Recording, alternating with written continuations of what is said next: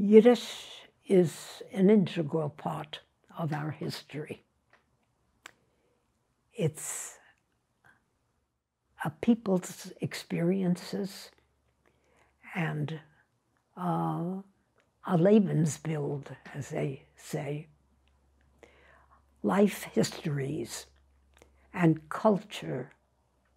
and the kind of lifestyles from way back and the kind of experiences we had as Jews in all the very different countries of our dispersion. I think there is a resurgence and a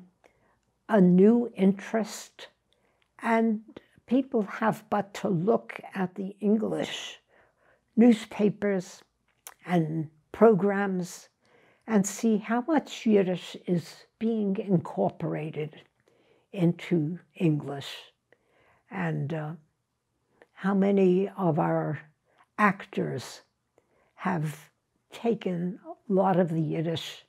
the old actors, Jack Benny and, quite a few of them, how Yiddish has been incorporated into their style of comedy,